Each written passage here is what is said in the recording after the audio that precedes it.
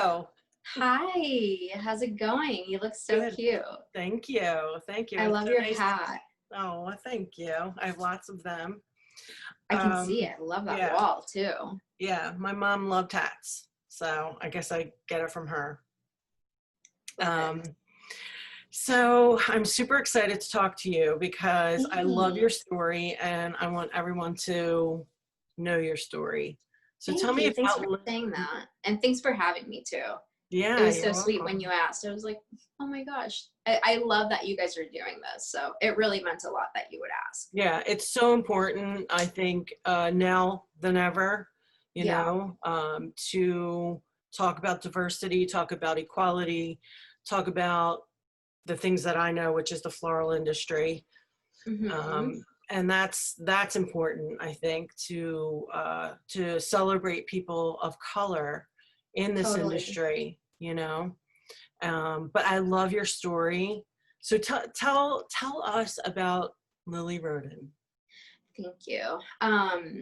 Yeah, so I'm a Salvadoran immigrant. I was born in El Salvador, came here when I was 7, moved with my parents to the Bay Area, and I lived there until I was like 25. So I grew up in the Bay Area.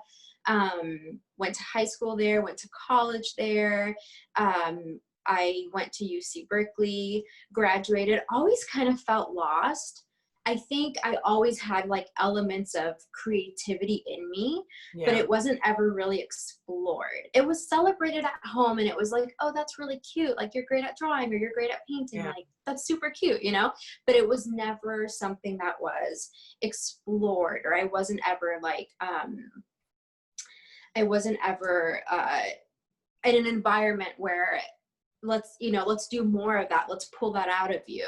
It was always because I'm an immigrant. I think my parents, who I have amazing parents, they're great parents, but we're oh, just always very like, but you're going to go to college, right? And you're going to have a career, and you're going to like, what do you want to be when you grow up? You can be a lawyer, you can be a doctor, you can be this and that. the American And dream.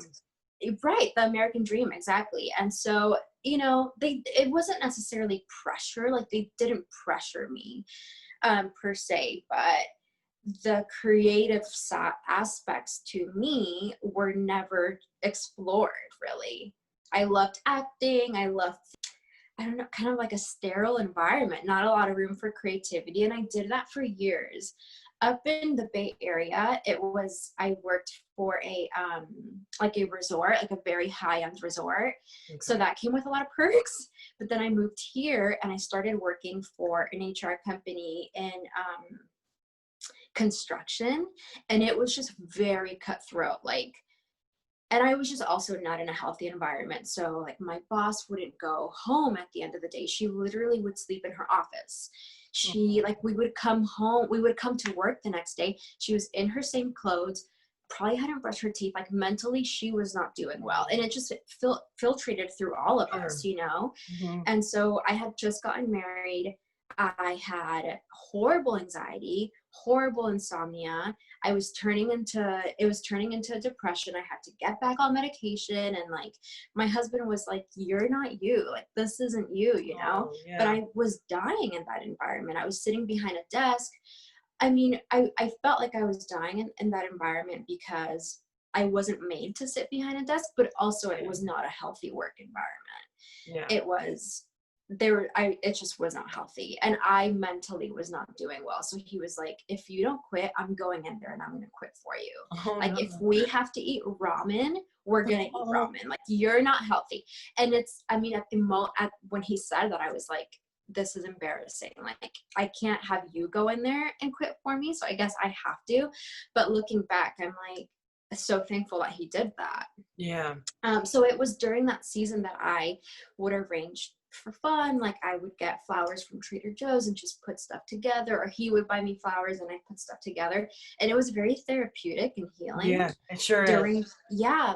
that season, because I wasn't sleeping. It was just mentally, I was not in a good place. Well, it's medically proven that flowers, Yeah, yeah, make you it was happy. very therapeutic, Yeah. and I didn't even reach out to that medium for therapy. It just organically happened that way, which is really beautiful, because it's what I was drawn to. You know, I didn't know it, but it's what I was drawn to. And so I quit, and I was like, okay, like what now?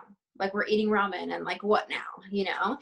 And I would post pictures of like arrangements here and there, like flower crowns, things like that. And then people just started asking if I would do like a calligraphy workshop, or like that turned into a small wedding, or, you know, a little photo shoot. And it just kind of snowballed from there. But it really did start from a place of hurt and stress and depression.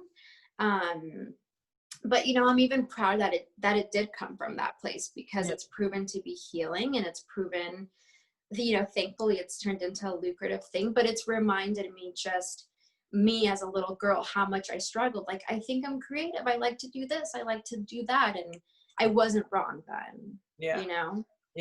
I love on your website when you say that you design in a sacred space. That is, oh my gosh, that's so moving. Tell me about the space. So that's new. That's brand new. We were able to move, and so we moved, and we've turned the garage into studio. And so like the walls are white, which like white walls are my love language. White walls and plants everywhere, my love language. But it's just a place to create. It's a place to make a mess. It's a place to have like greenery all over the floor, and like unpacking flowers and cardboard all over the place, and like, you know, flower petals everywhere. And that's what it's for. And it's so freeing that that's what that space is for.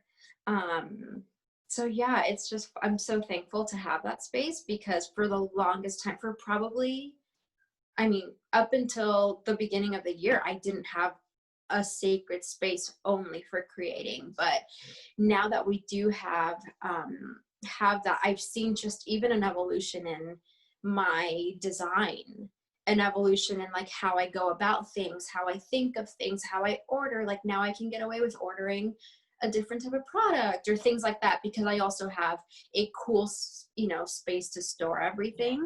So it's fun to see how that's even changed my design, just having like a free space to create, and not having to share, you know, the kitchen with like my family and flowers and like a full wedding, but just have that space for I think creativity. Has been so it's been really great. It's changed my process and my design. So how would you describe your style or your vibe? I feel like my style has evolved a lot. It evolves a lot, but I probably I'm very drawn to organic, garden feels, garden vibes, very loose, very flowy. I always say this, I don't like to force flowers to do something that they're not going to do. Like some flowers like to flop, so they're going to flop. And like finding the beauty in that, you know what I mean? Some flowers are going to do this, and like I want them to be showcased in that way, whether it be an arrangement, a bouquet, a large install. Like I don't want to force things to do something that they're not going to do. And so I think that carries through to my style, and I don't think that will ever change. So like, even though I love working with new products and that constantly evolves your style, I don't think that part of it is going to evolve. Like I'm always going to let flowers do what they want to do, because they should. Right? Agree. 100%. To me, they should. Absolutely. So is there anything that maybe that you don't necessarily do that you'd like to do more of?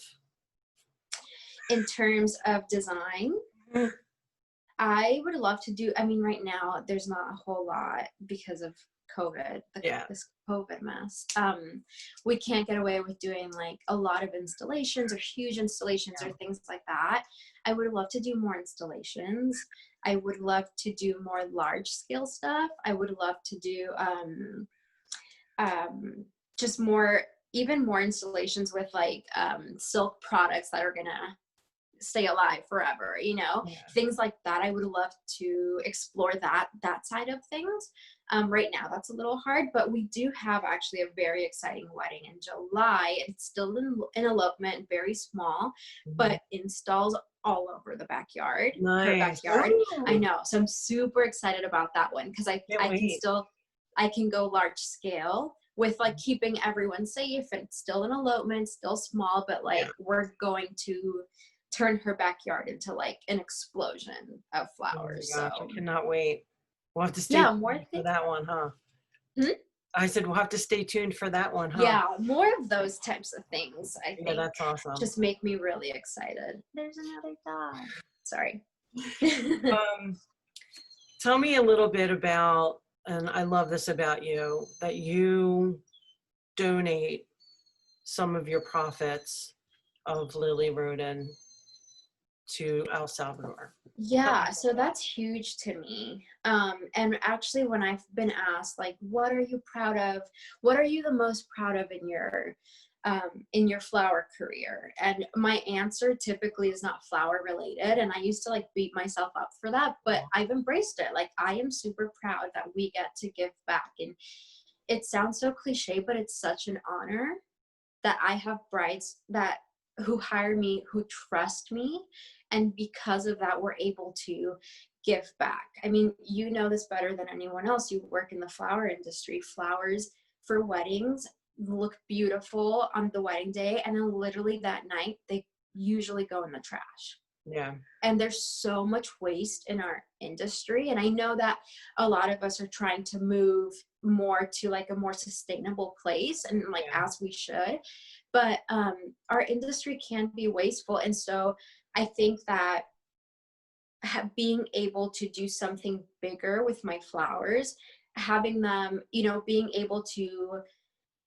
have a lasting effect somewhere. Like, flowers are not going to last forever. This wedding, you know, these wedding flowers aren't going to last forever, but they have a lasting effect somewhere else. And for me, it's El Salvador. So I think that there's so much power and beauty in that. And so, yeah, we sponsored 5 kids in El Salvador. We put them through school. We help pay toward like their uniforms, their tuition, their books, backpacks, things like that. And if we've had really successful years, we have even like donated just to their families directly. Like, we're going to take you to the grocery store and you stock up. And I've gotten pictures of that back and literally just like tears, because that's amazing. it's such an honor that, and my brides enjoy it too. Like, I send them pictures and I'm like, look what you've been able to do, you know, like, like these wedding images that we got from your wedding are amazing and they're blowing our minds, but like, your flowers have also played a lasting effect somewhere else where they've been so needed, you know, like where it's been so needed. So yeah, it's something that I'm really proud of, and I hope that that number grows. I hope that we go from 5 to 10, then maybe like even an entire school. So I'm really proud of that. That's probably one of the things that I'm the most proud of. As you should. That's an incredible story. Thank you. It's super honorable, and I love that about you. So Thanks for noticing that too, because I do get a lot of brides who notice that, and it's always it's flattering that, you know, someone would read my bio and see that too. Yeah. So what advice do you think that you would give to young Latina people that I think to start a business or to come into, you know, the floral industry? I think that kind of tapping into what I was talking about earlier, like growing up, I felt creative, but none of that was ever explored. And so I think a lot of Latinos, I mean, this is how it was for me. This is my case. You know, those creative outlets weren't really explored. And so I guess my advice would be, if you feel like you have a creative inclination, like lean into that, explore it. It can be, you might have to tap into 5 different mediums before you find like the one thing that you feel speaks to you and that you're amazing at. And don't be afraid to explore that. Like, yes, we come from a community that you know, we come from a community where we are expected to go, you know, go to college, get a 4-year education, and we should, like, if that's something that we're passionate about, we should tap into that. But also, let's not forget that creativity needs to be celebrated. And we are like Latinos are creative. We come from creative backgrounds, you know, dancing, the music, the food that we eat. Like, there's so much creativity in that. Yeah. And so it needs to be celebrated. And so I just hope that young girls who feel like they have this creative juices in them feel free to explore those types of things, because our background is very creative, and it needs to be celebrated. And Yeah. I've seen more of it lately, which makes me super happy. But let's not forget to celebrate the creativity in our heritage. Yeah, that's amazing. Lily, thank you so much for coming on here, sharing your story. I love you. I think you're an amazing designer. You're so sweet. Thank you. Your style is impeccable. And Thank you. I think people will see that through your website and Instagram. It's amazing. And today I celebrate you. So thank you. Thanks. Thanks so much. Thanks for having me. This was so fun. So Yeah. thank you for asking and having me. Yeah. Oh. Well, hopefully, I know you're in Southern California. You're up north, right? Yes, Orange County. Yeah. So maybe you could come down to Carlsbad. I would love that. Yeah. Stop in I at do. Vanish and Carlsbad, and we'll roll out the red carpet for you. I would love that. I actually saw the smoke bush that you got for Rachel. Amazing. Yeah. Amazing. Yeah. I'm her She's sales like, rep. I know, I like connected the two, but Oh, you I mean, did? she's one of like my flower idols. And then I saw that she had picked a smoke bush from you, and I was like, what the crap is that? That looks so fun. It was so fun. She's amazing to work with. She's so easy bet. and just, kind of lets me do my thing. And, she trusts me, and she's beautiful, and just, her designs are amazing. Yeah. But yeah, it's so I fun. love her stuff. I know. I have the best job in the world. I bet. It's so fun. Good for you. Well, thank you so much. And Thank you. yeah, I'll let you know when we go to air. Yeah, let me know. Okay. Thanks, It Lily. was really good chatting. Okay. Have a good day. You too. Bye. Bye.